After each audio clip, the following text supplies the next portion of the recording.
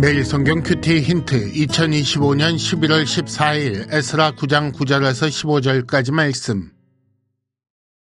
우리가 비록 노예가 되었사오나 우리 하나님이 우리를 그 종살이하는 중에 버려두지 아니하시고 바사왕들 앞에서 우리가 불쌍히 여김을 입고 소생하여 우리 하나님의 성전을 세우게 하시며 그 무너진 것을 수리하게 하시며 유다와 예루살렘에서 우리에게 울타리를 주셨나이다. 우리 하나님이여, 이렇게 하신 후에도 우리가 주의 계명을 저버렸사오니 이제 무슨 말씀을 하오리이까? 전에 주께서 주의 종 선지자들에게 명령하여 이르시되 너희가 가서 얻으려 하는 땅은 더러운 땅이니 이는 이방 사람들이 더럽고 가증한 일을 행하여 이 끝에서 저 끝까지 그 더러움으로 채웠음이라. 그런즉 너희 여자들을 그들의 아들들에게 주지 말고 그들의 딸들을 너희 아들들을 위하여 데려오지 말며 그들을 위하여 평화와 행복을 영원히 구하지 말라. 그리하면 너희가 왕성하여 그 땅의 아름다운 것을 먹으며 그 땅을 자손에게 물려주어 영원한 유산으로 물려주게 되리라 하셨나이다. 우리의 악한 행실과 큰 죄로 말미암아 이 모든 일을 당하였사오나 우리의 하나님이 우리 죄악보다 형벌을 가볍게 하시고 이만큼 백성을 남겨주셨사오니 우리가 어찌 다시 주의 계명을 거역하고 이 가증한 백성들과 통혼하오리이까? 그리하면 주께서 어찌 우리를 멸하시고 남아 피할 자가 없도록 진노하시지 아니하시리이까? 이스라엘의 하나님 여호와여, 주는 의로우시니 우리가 남아 피한 것이 오늘날과 같사옵거늘 도리어 주께 범죄하였사오니 이로 말미암아 주 앞에 한 사람도 감히 서지 못하겠나이다 하니라. 아멘.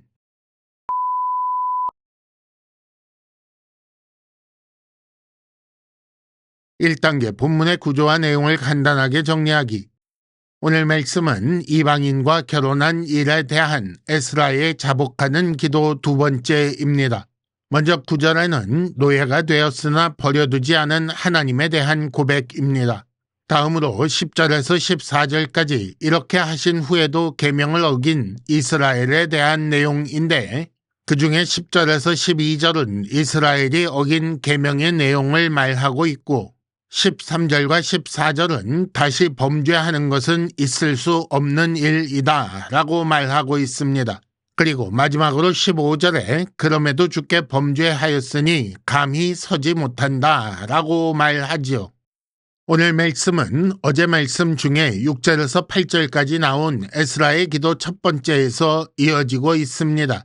9절은 7절과 8절에 해당하는 구체적인 사건을 명시하고 있습니다. 노예가 되었으나 종살이하는 중에 버려두지 않으시고 소생하여 성전을 세우게 수리하게 하시며 울타리를 주셨다라고 하지요.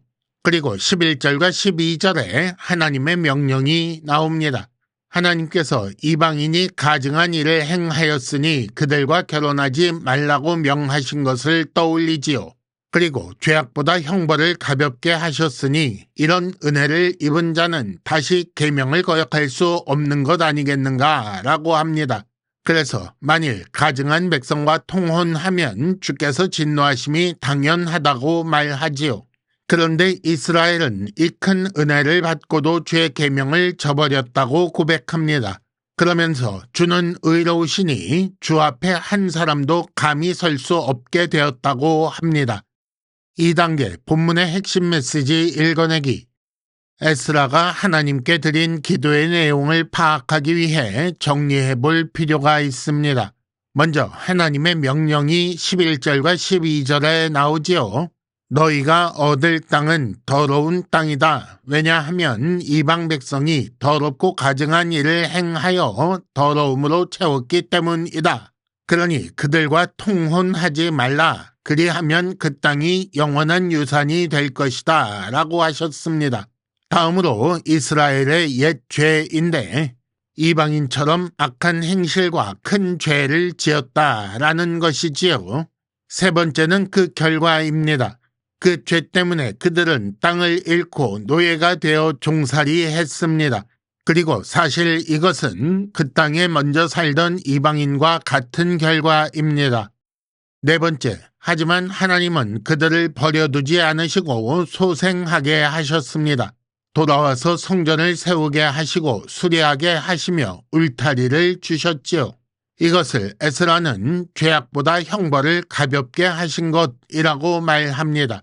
하지만 다시 계명을 어기고 가증한 백성들과 통혼한 것이 지금 문제가 되고 있는 거지요. 그래서 예상되는 결과가 무엇인가? 의로우신 하나님의 남아 피할 자 없는 진노입니다.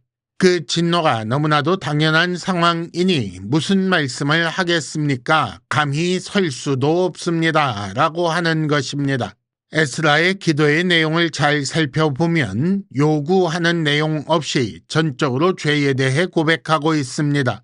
이 기도를 통해 무엇을 요구하고 있는 것인가? 아무것도 요구할 수 없는 상황인 것이 분명하지요. 그러나 말은 없으나 에스라는 다시 한번 하나님의 은혜를 갈망하고 있는 것입니다. 단지 그 말조차 할 수 없을 만큼 부끄러움을 느끼고 있는 것입니다. 3단계 본문의 핵심 메시지를 현재로 연결시키기. 하나님은 의로우신 분이시며 죄에 대해 진노하십니다. 백성의 죄에 대해 들은 에스라의 반응은 중요합니다. 그는 부끄러움과 슬픔을 느끼고 있습니다. 자기 죄에 대해 부끄러움과 슬픔을 느끼지 못하는 것은 큰 문제가 있습니다. 하나님은 의로우신 분이시며 죄에 대해 진노하시는 분입니다. 그런데 더구나 은혜를 입고도 다시 죄를 범하는 것은 변명의 여지가 없는 일이지요. 그러니 우리는 우리 안에 남아있는 죄, 반복되는 죄에 대해 경각심을 가져야 합니다. 아무리 죄가 많아도 포기하지 말고 기도해야 합니다. 반복된 죄로 인해 부끄러워도 하나님 앞에 서야 합니다. 할 말이 없고 감히 설 수 없더라도 기도까지 포기하면 안 됩니다. 에스라는 그 부끄러움과 슬픔 중에도 하나님의 은혜를 기억합니다. 우리 역시 이미 받았던 은혜를 기억하며 하나님 앞에 서야 합니다. 아무 요구 없이, 아무 간구 없이 그저 하나님의 처분만 기다릴지라도 하나님 앞에서 죄에 대해 분명히 시인하며 눈물로 기도해야 합니다. 큐티 힌트, 하나님께 빌 수 있다는 것 자체가 우리가 받은 큰 복입니다. 이상으로 2025년 11월 14일 매일 성경 큐티 힌트를 마칩니다. 여러분 큐티를 통해 은혜 많이 받으시기를 바랍니다.